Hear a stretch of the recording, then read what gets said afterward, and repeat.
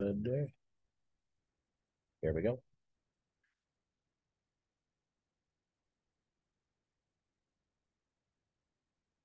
Okay, you new things.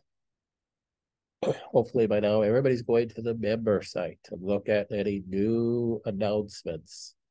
We have supplement subscriptions now, and if you subscribe to any of the supplements, you get a 5% discount.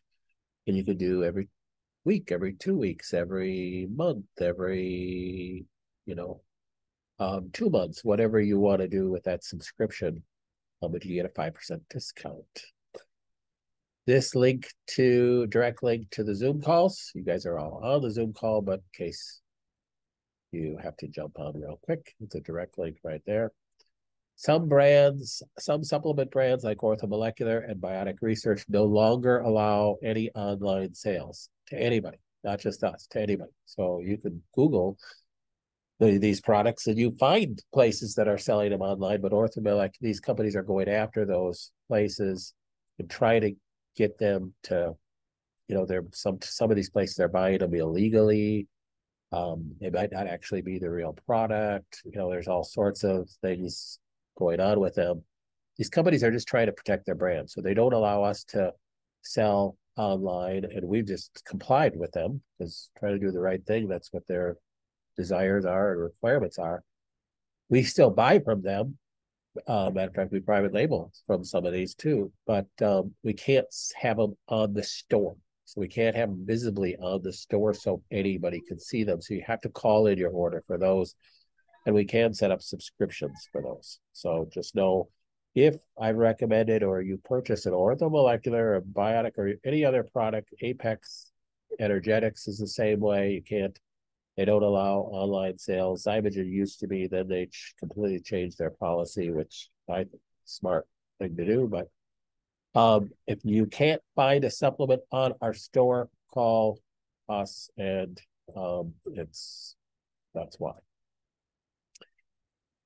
When you do cheek swab test, most people are understanding this and doing this, but some of you aren't. If you send in a cheek swab, please fill out the online request form, or you can print it and fill it out and send it with your cheek swab. That's fine, but I need that form.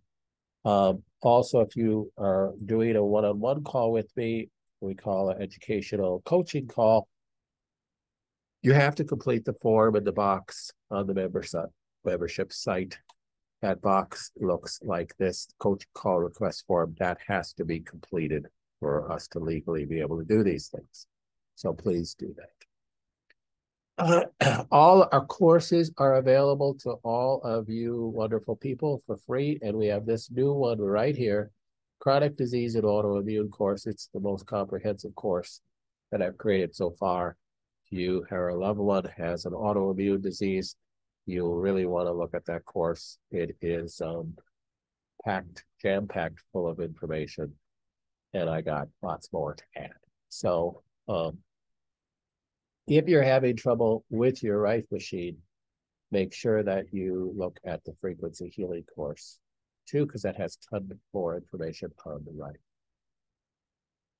All right, let's jump to questions. A recent PET scan showed tumor growth on some tumors as well as additional tumors. My doctor has prescribed an aromatase inhibitor.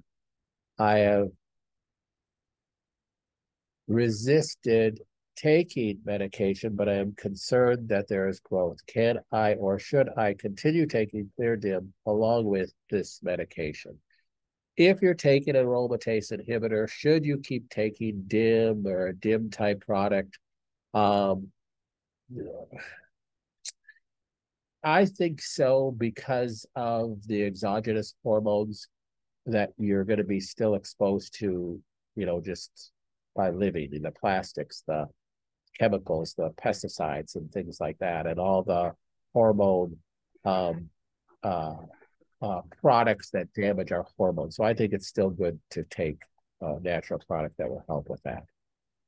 Also, I had thermography done in October and it showed no areas of concern. So I'm wondering, how can it be if the PET scan this month shows these areas including my thyroid tumors that were not on the thermography. Well, things can change that quickly from October, so that's one thing.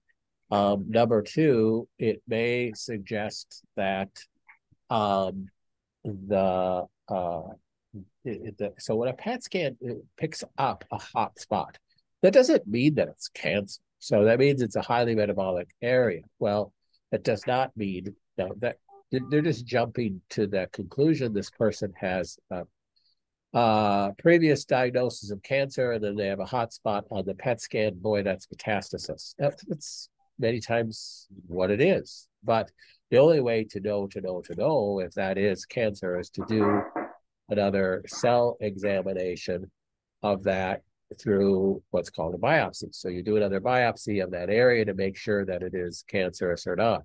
So, no, well, I don't want to do a biopsy. So, I'm gonna, what else could I do? Well, um, there really isn't any other way to diagnose whether a possible metastasis is cancer or not, unless you do a biopsy. Remember, you weigh that out with other findings. You're not just looking at one objective test, you're looking at other objective tests and your subjective findings as well. The other spots may be cancer, the thyroid may not be a cancer. You just don't know. You have to test to find out. I went to a practitioner who did live blood cell analysis. He found bacteria in my blood that can only originate from mouth or the vaginal tract. Given the whole body thermogram you did for me in your office showed a hotspot at a bone defect in my jaw, it made sense to take another look at that. After the thermogram, I did have a cone beam scan done at a biological dentist. They found nothing. So he recommended a dentist that would do an ozone injection at the site to clear out any possible bacteria. The research I can find is mostly about the IV ozone infusions, not about localized injections. What I found advises caution because of toxicity to ozone. What are your thoughts on the localized injection? I have a consult with the dentist this week. Toxicity to ozone is very, very rare. I would even bring that into consideration. Doing a localized injection of ozone is the wise thing to do. I think your dentist is exactly right. This is exactly what should be done. So that's my opinion. I'm wondering about the correct dosage of Hylandine 951. So Hylandine 951 is a fermented soy that's used to help dislodge estrogens from the estrogen beta receptor on cell membrane of estrogen and HER2 positive cancers. I've been taking 1 teaspoon in the morning. I think I heard it on a Zoom, 1 tablespoon. Thank you. Well, the correct dosage, I'd test for that. So if we did a test for it and you're just taking it, for your own precautionary sake, I would take at least a tablespoon. Hyland recommends you take a half a bottle to a full bottle per day. Of course, that's if a person is, got cancer that's growing, and typically breast cancer that's growing, that's what they would recommend. I think you could get by with a whole lot less than that, but a teaspoon really, I don't think is going to do it. You have to take at least a tablespoon. Most of my testing recommendations, people have come up anywhere between 3 tablespoons and half a bottle a day. So you need to get up to a dose. With any supplement too, it can be good to kind of hyper dose for a period of time, usually a week, to really saturate your tissues, and then you can back it down to a lower dose. That has to do with any supplement you're taking.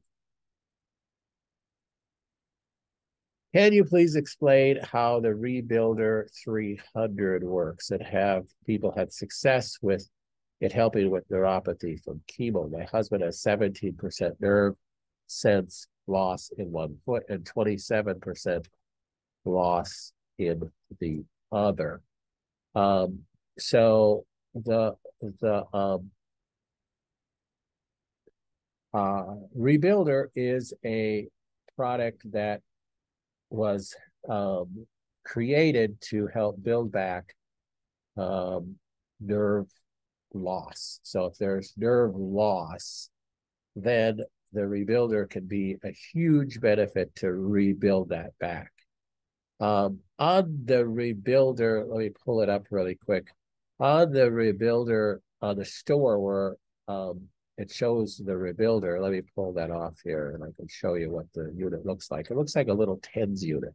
Looks like this. But you don't hook it up like a TENS unit, like with pads, sticky pads to your feet. You do it where you use rubber pads and you put them in two separate, a foot bath that has a split foot bath. So not like the foot bath that you use for the ion cleanse, but a foot bath that has a split in it like a tool tote. And you fill those up with water. You put 1 foot in each one, and then you put the pads, 1 pad in each foot bath, and you turn it on, and it'll feel like a TENS unit, this tingle, and it's stimulating the nerves at their specific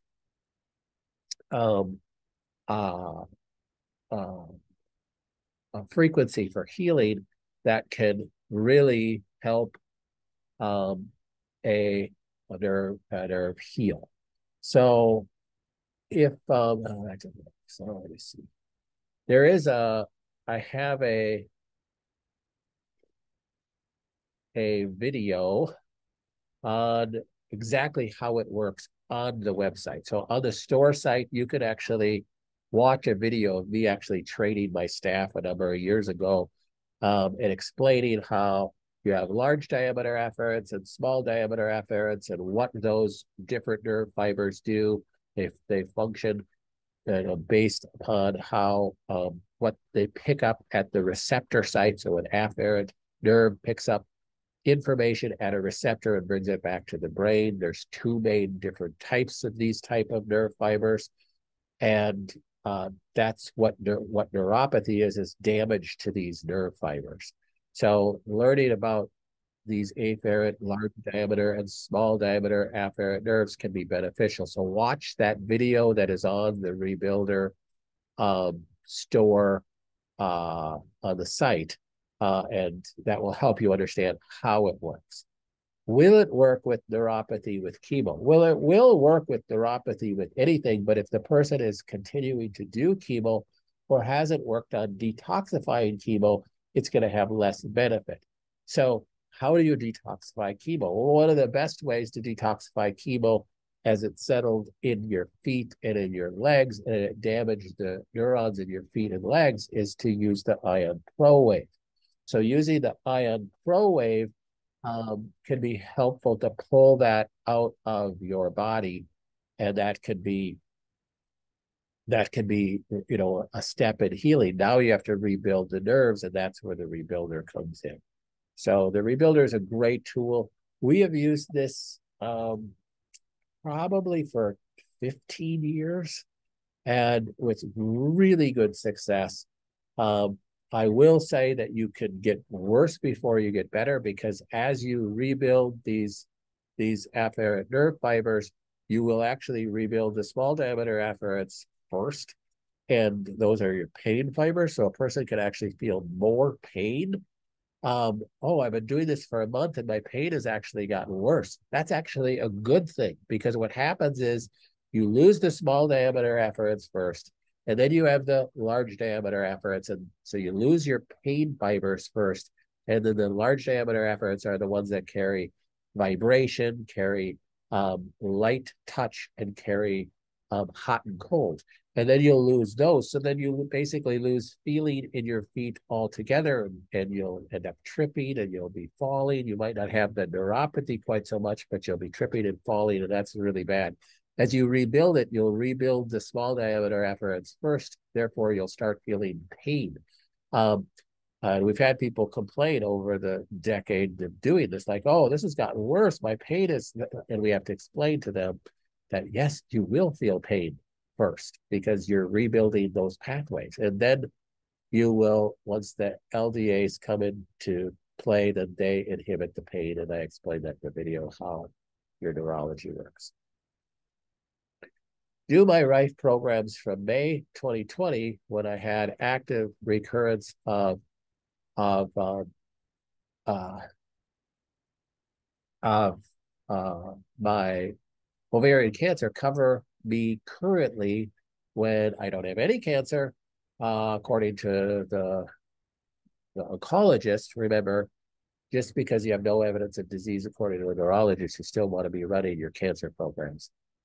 But really have inflamed gut since December and suffering from extreme LARS. So if you don't know what LARS is, that's what's called, it's low anterior resection syndrome.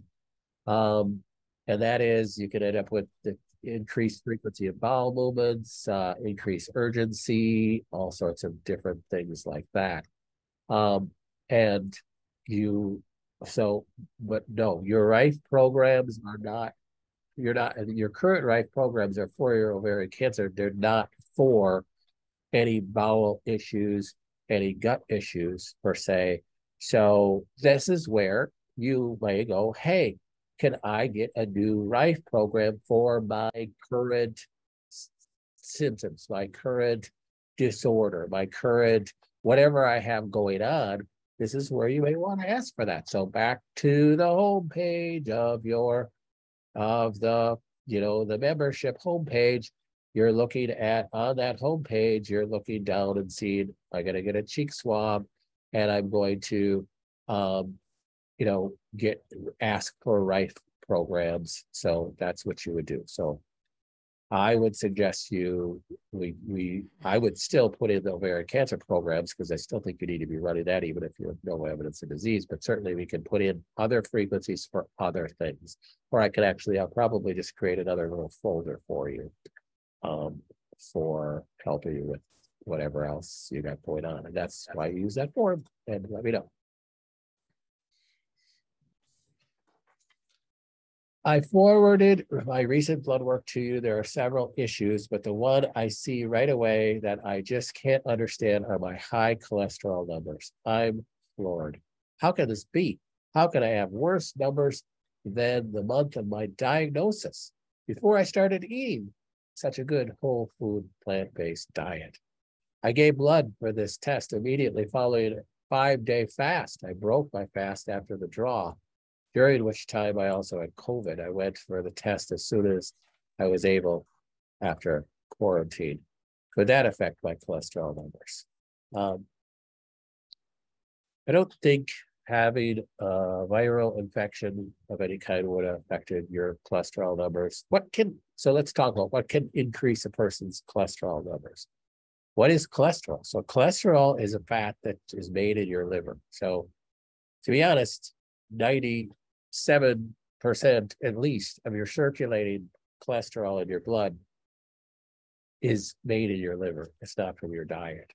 So can diet affect cholesterol? Well, yes. If I eat a diet that damages my liver, like full of chemicals and additives and flavorings and toxins, that's going to put a lot of stress on my liver, and I will actually create more cholesterol in order to help lubricate my liver, among other things. So I will have elevated cholesterol. So what else could cause elevated cholesterol? I'm not eating that kind of stuff. I've cleaned up, this person saying they cleaned up their diet. They're eating a whole food diet. They're doing so many things, right.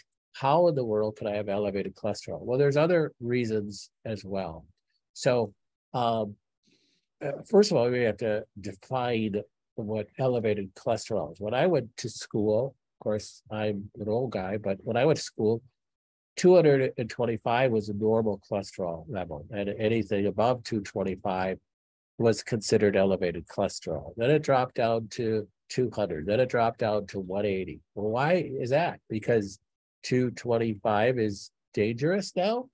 No, I don't think so. I think it's because they have this wonderful drug where they make $80 billion a year selling that can lower your cholesterol levels. Well, it's a wonderful drug to lower your cholesterol levels, but it damages your liver and causes all sorts of problems. So you don't want to be on Lipitor or a statin drug, in my opinion. Now, is there a time that that might be appropriate if a person's cholesterol is over 300 or 400 or something like that? Well, it may be. If you can't deal with it with some natural means. There are some natural cholesterol lowering things, and I'm pretty sure I wrote multiple blog posts on this. So do look in the blog up there at the thing about cholesterol levels. So elevated cholesterol can be, so you do want to look at possibly doing some liver cleansing. Ask yourself, first of all, is it way over 250? Is it over 300? To me, if you have cholesterol at 280, it's still not something that you should really be concerned with. If you have cholesterol at 325, then maybe, then I think you need to start making some interventions.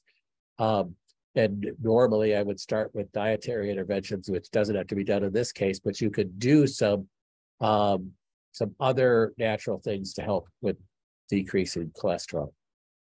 I don't think having COVID is going to really affect cholesterol levels very much. Possibly fasting. I'd have to look that up, whether fasting can increase cholesterol for a short time. I don't have the answer to that. I will look after, tomorrow or something to make sure that I've updated that blog post about cholesterol. We used to use a product by orthomolecular called Lipitor that was very good at lowering cholesterol. That was very beneficial for people to keep a healthy cholesterol level.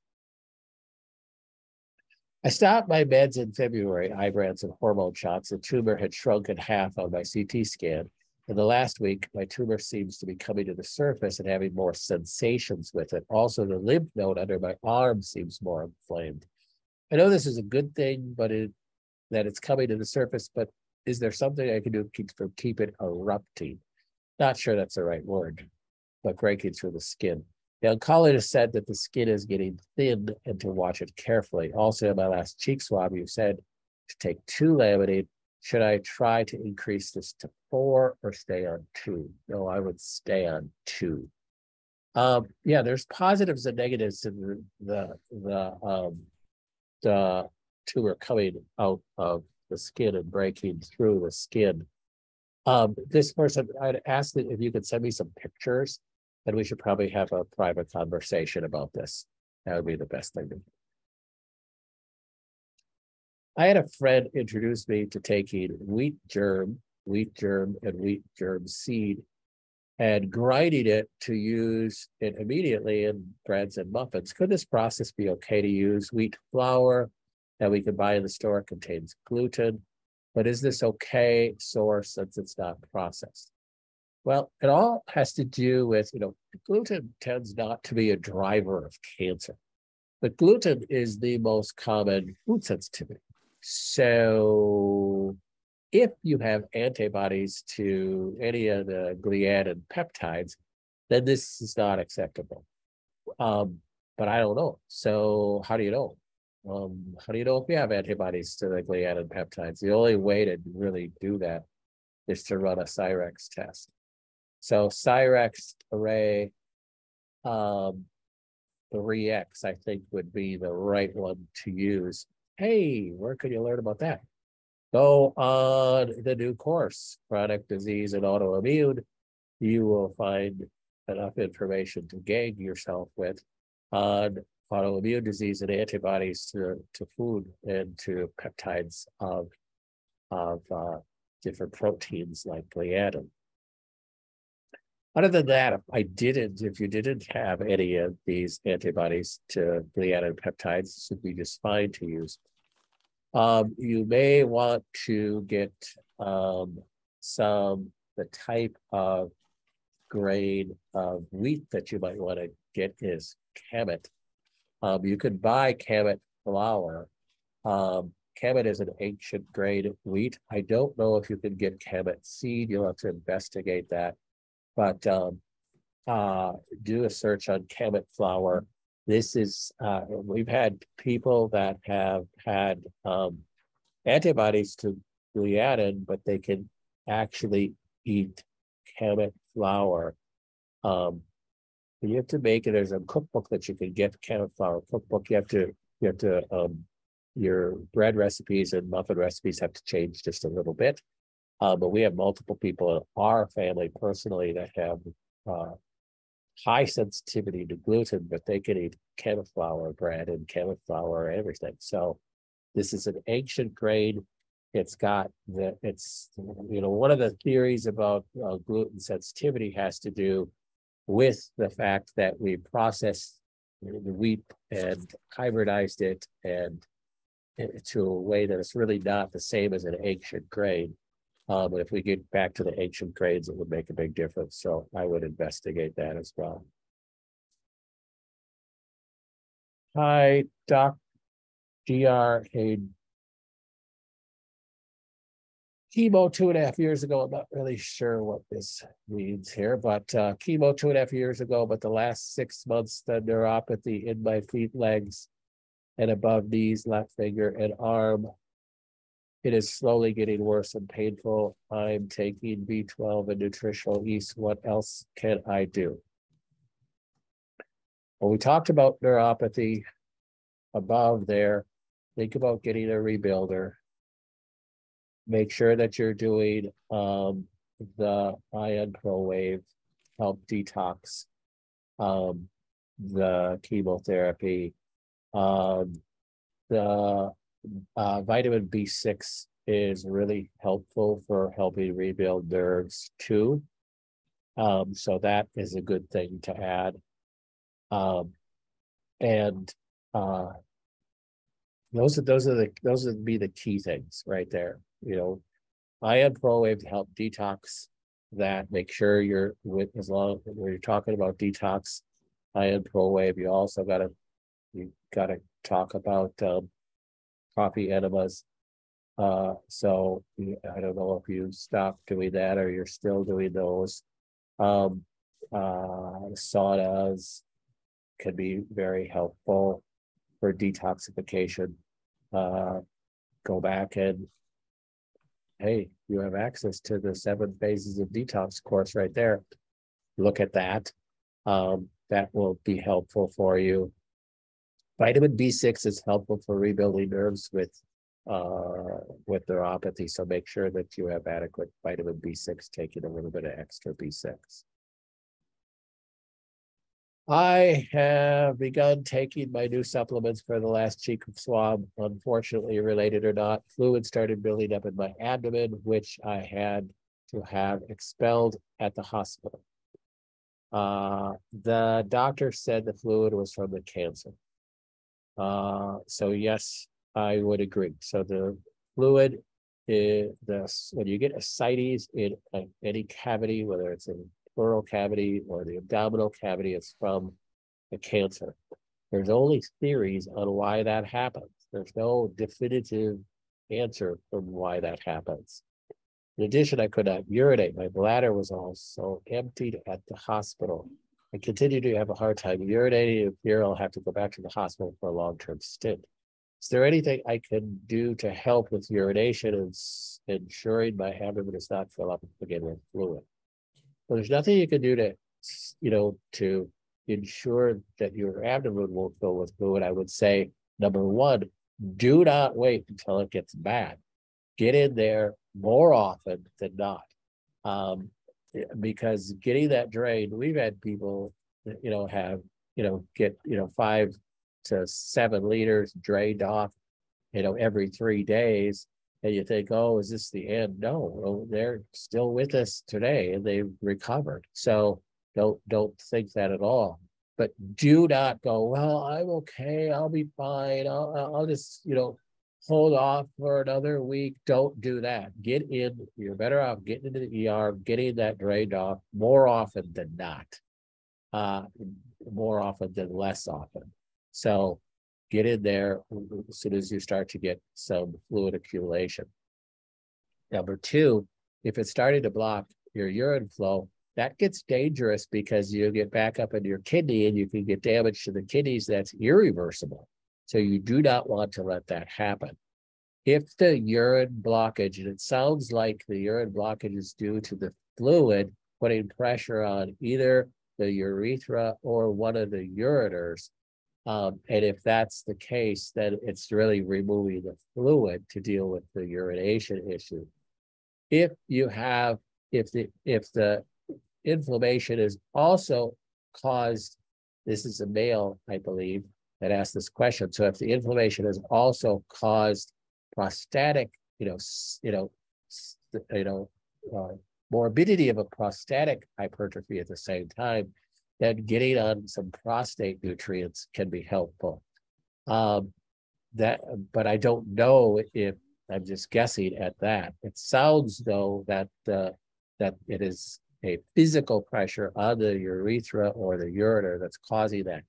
Now you can help with that if it's a physical pressure by changing positions. The worst thing you could do if it's a physical pressure, putting the fluid just pressured on the urethra, is laying on your back. So, get down on all fours, like in a crawling position, like you're going to crawl, and just relax your tummy and try to just relax your abdominal muscles so the fluid will settle down. Gravity will help pull it down towards the floor. That will help take some pressure, can help take some pressure off the urethra. It's the same thing I tell ways to see pregnant women, that pressure on the baby can put pressure on your organs, and doing that can help take pressure off. That's one other thing you can do. Running some frequencies for bladder infections, making sure you don't have a concurrent bladder infection can be beneficial. I don't know if in the hospital they did a urine analysis, but you should ask for that next time you go in, just as a routine UA, to make sure there's not bacteria in your urine that's present, because you could have a bladder infection as well, and you want to address that. So make sure you don't poo-poo that and rough it out like a man. You got to make sure you deal with that, and don't overlook those, because you're going to end up with serious problems. I was told that very high, over 60 milligrams of melatonin can fight against cancer. Is that high amount effective? So yes, it's anywhere between 40 and 200 milligrams of melatonin. That can be another thing against cancer. Now, it's hard to find a melatonin supplement that's that high. We have one from allergy research that's 20 milligrams, so they're small capsules, so you can take 3 of them to get 60. Most people take anywhere between 60 and 140 milligrams. I have one person that I think is taking 200 milligrams of melatonin, but average is between 60 and 140. My doctor's not familiar with fenbendazole and told me it's not good for the liver. Since that remark, I have been gun shy giving it to my husband. At the beginning, I put it into shakes, but he's not drinking shakes. So I used to mix it in with water and put it directly in the feeding tube. My question, to your knowledge, have you heard about this doing something to the liver? Okay, if you're taking a pack of the fenbendazole, which is equivalent to what you'd give a 10-pound dog, I don't think you have to worry about any liver toxicity. I find this funny to hear this from a doctor who readily hands out Lipitor, like we talked about before, like it's Easter candy, and pressures and guilts people into doing chemotherapy that can kill a person. And they say that the amount of fenbendazole that you'd give a 10-pound dog giving to a 150-pound person is dangerous to your liver. Sorry, no more comments on that. Also, if I start the fenbendazole, is it more effective with the whole Joe Tippett's protocol, or is it better taking it alone? It's better with the whole protocol, but when you're on a feeding tube, you have to kind of minimize what you can possibly give a person. I got an impingement on my rotator cuff that they think was, at least based on normal x-rays. That's no fun. It's happened to my daughter. This weekend, she flung off her horse and landed wrong and hurt her rotator cuff. Saw the ortho. He ordered an MRI on my shoulder, arm, and he feels, with all my mobility, maybe a pinch nerve. Pain has been a 10 for the last 7 days with sleepless nights. I'm sorry about that. I've had no choice to start prednisone pack for 12 days as I tried everything else for the pain with no luck. Tried PT yesterday. Pain was unbearable. Yeah, don't go to PT. Don't let any physical doctor, chiropractor try to manipulate your shoulder. It was such a pain in the ass to get on here. I thought I had it all set up last time when I listened to it. You want it to heal. So don't do that. I'm bummed about taking the supplements that prednisone is a immune kind of blocker. So yeah, but you got to do what you got to do. I would also run. Okay, I had this happen to me. Oh gosh, it was about had to be like 8 or 9 years ago now. How time flies. And I was in a sling for 3 weeks. I literally, if I moved my arm, holy cow, I got a shot. I was taking Tylenol. And you understand, I could buy a bottle of Tylenol and it lasts me about 10 years. So I just don't take this stuff. So this is before my cancer diagnosis. And I heard it lifted weights or something like that. And I was in pain, just horrible. I was in a sling, slept with a sling. I could not move my arm. This was my left shoulder.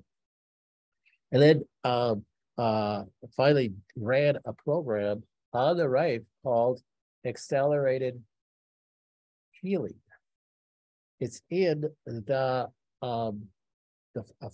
folder called the normalizing frequency folder. So the normalizing, sorry, I have to look at the keyboard when I type it.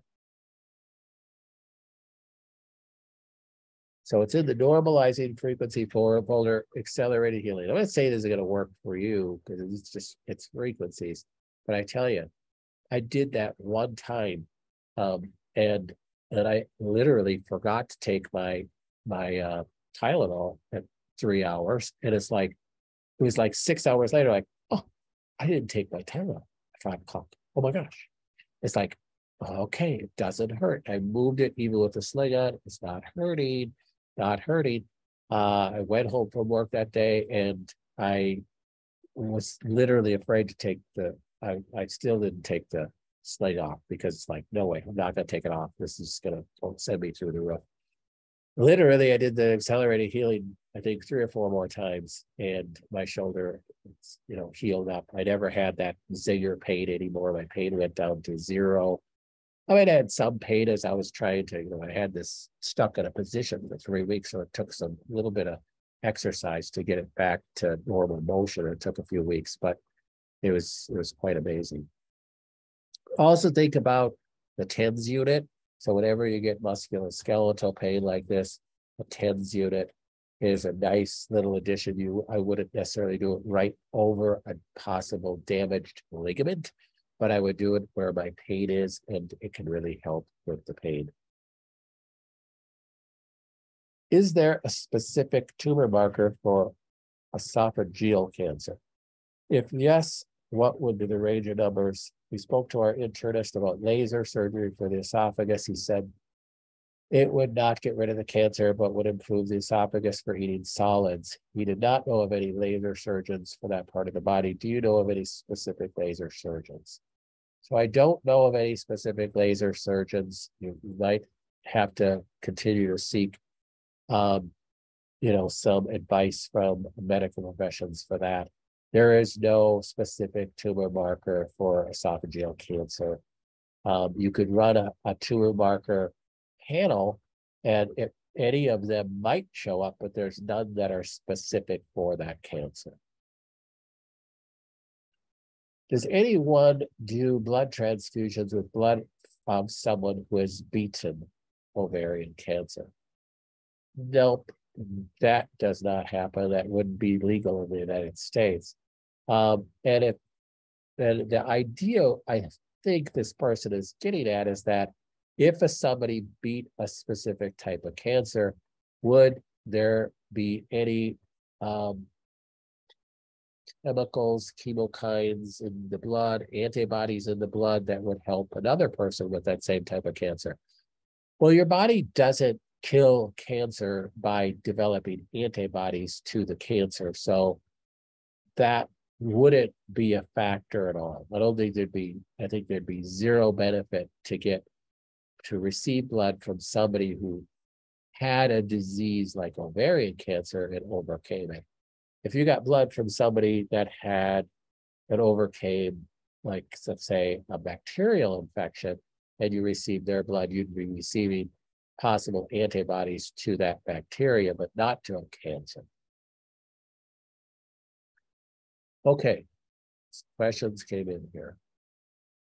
Neuropathy is getting worse over the last 3 months. I've had lots of symptoms. I use the rebuilder and it's not working for me very much. What else can I do? So I think I addressed that on this question, other things that you want to do with neuropathy. You have to do a lot of things with neuropathy. You got to understand that your nerves grow back very slowly. So you have to give your 3 months is not enough time to even assess whether, anything you're doing is working. So, and you please do watch the video on our store.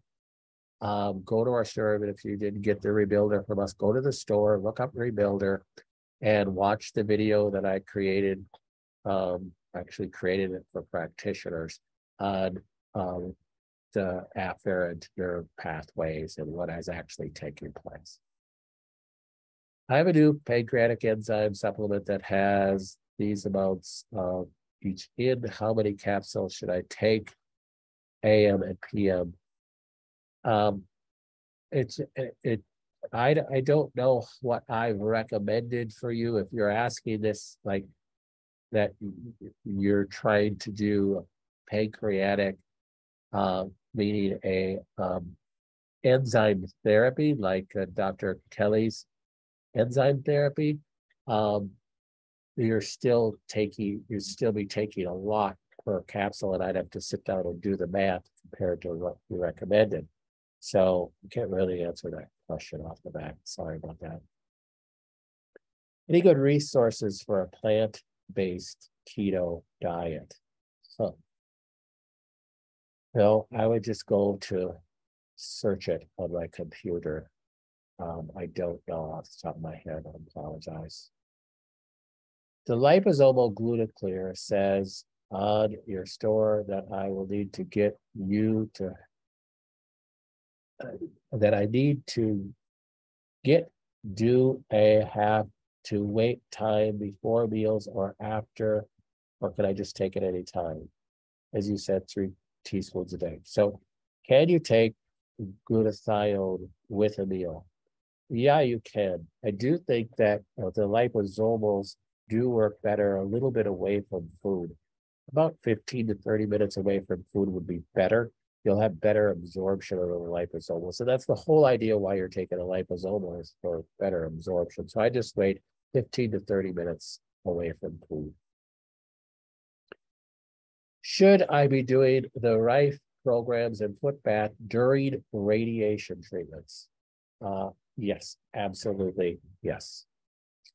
I finished my 8th of 20 treatments at 2 gray today. I've done 2 coffee enemas in the past 2 weeks. You recommend more than 1 a week. Well, we have a lot of people that are doing 2 coffee enemas a day. So when you're only doing 1 coffee enema a week, you're not, you're getting some benefit of parasympathetic stimulation and helping with liver detoxification, helping with immune stimulation. But if you really want to get the benefits of coffee enemas, you got to really bump it up to, really 1 a day. I mean, Dr. Gerson used to have people do, if they were doing something like this, going through radiation or chemotherapy, he'd have to do anywhere up to 5 per day. So you got to think about bumping that up. What program on the Ion Pro Wave for chemo? I would do the detox. It's called Clearline Detox. I would do the Clearline Detox. Yeah, here it is, Detox Clearline. That's what I would do. I get my last drain, poured out tomorrow. When can I start coffee enemas again? Is it okay to lay on my side? You'll have to see how you're healing there. Remember, doing coffee enemas, doing it, following it by the Gerson book of laying on your side and doing all that. I guess that's best. I'll be honest. That's why I put up the easy peasy way of doing coffee enemas. I never did that. So I think if you're getting enough fluid in, you're going to be stimulating the vagal nerve alongside your in your rectum, and that's not going to be an issue. Just lay it on your side, so you could even do it standing. So I'd say you could start it right away. I know from genetics I have a problem making glutathione. Any problems you see with nebulized glutathione? No, not at all. So I think we talked about that a few weeks ago on the Zoom. We used to see a lot of autoimmune patients in our office when we saw people in the office back in the early 2000s and such, after I wrote my book on autoimmune disease. And it was, and that we did nebulized glutathione on everybody. So that was prior to the S-acetyl glutathione coming out. So understand there's several forms of glutathione out there, and they've progressed in their quality over the years. So in the late 90s to early 2000s, there was a form of glutathione that wasn't really well absorbed at all. And taking it, was kind of futile. So nebulizing it worked pretty well. So we used that form in a nebulized form, or we just dissolved it in fluid, either water or colloidal silver, and then nebulized it. And people would just sit there with a nebulizer and breathe that in for 10 to 15 minutes. Very beneficial. Then they came out with the S-acetyl glutathione, and the S-acetyl glutathione is much better absorbed. And that was a huge hit in the natural community because you could actually absorb glutathione. Understand, glutathione is recycled in your cell, and it's through the cysteine pathways, and from a genetic standpoint that function takes place.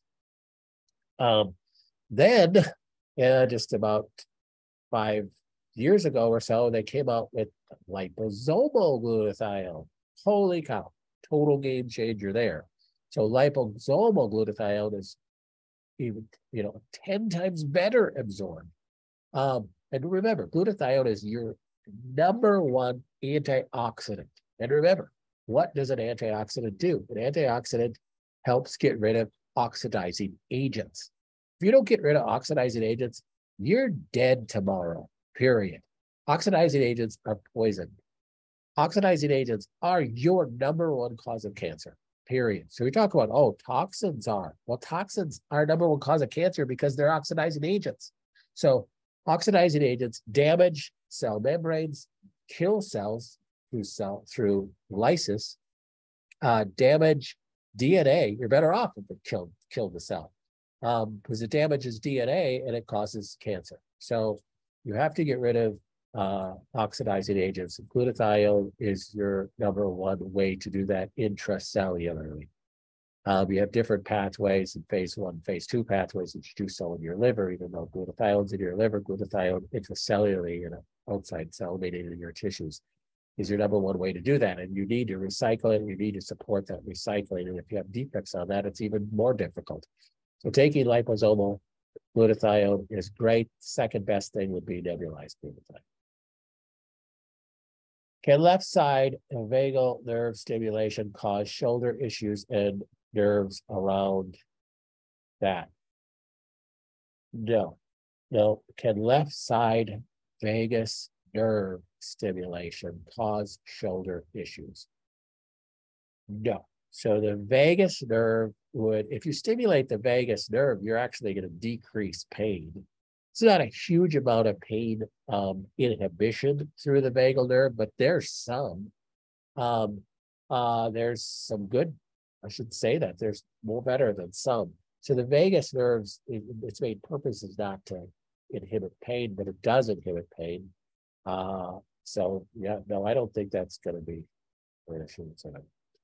I have neuropathy in my left leg from the chemotherapy, besides some of the things you've already discussed, which I do. The doctor has me on the Lasix for the fluid. Is there anything else I can do that is natural? Well, Lasix, there's nothing you're going to do naturally that's going to get rid of fluid like Lasix. We do have a homeopathic dropper, a diuretic homeopathic dropper. And some people have said that that's helped. You do want to assess your diet a little bit, because if you are retaining fluid only on one side, let's say if it's only mainly on your left side, then you have to address the for sure fact that you have some blockage in flow of the lymph there. If you have retaining fluid in both of your lower extremities, you have to address the possibility of lymph issues. So looking at lymphatic detoxification, I think we have some stuff on our blog on lymphatic detoxification. You can Google lymphatic detoxification, different exercises for lymphatic detoxification that would help. But as far as a substitute for Lasix, I don't think there's any natural substitute for Lasix. I mean, that's going to do the same thing as that. But we do have a diuretic that is that's a homeopath that we've had some people say it really helps. So when using DNA repair frequency, where should the ball be on the body? Typically, you'd put it right in your belly so that it's going to be center, so that it's going to hit the majority of your body. Is it true that cancer cells will use glutathione for their own benefit? Well, yes, they will. So cancer cells will use any cell. So cancer cell, remember, is just your own cell that is rapidly replicating, and it's going to need a lot of glutathione. So yes, it will use glutathione for its own benefit. And there, I've taken the position at different times throughout my career that maybe a cancer patient shouldn't be on a lot of glutathione, but I've kind of reversed that decision based upon new information that has come out that it's more beneficial to decrease the oxidizing agents in your healthy cells. I don't know that cancer cells uptake glutathione very well, just like they don't uptake any nutrition very well. That's why most cancer cells go and start reproducing in a fermented state through what is known as the Warburg effect, because the waste that is around a growing cancer doesn't allow for oxygen to be transported very well to it, so it ends up being in a hypoxic Warburg effect. So no, I don't think that that's an issue.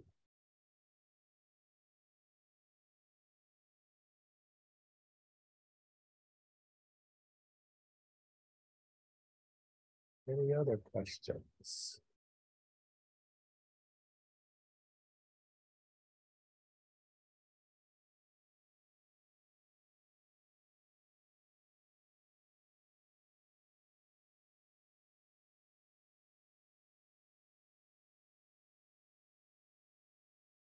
Okay, if you really want to dig into some more deeper things, go on to the courses. Remember, use your same username and password as you did to get on the member site. And you have access to all those courses.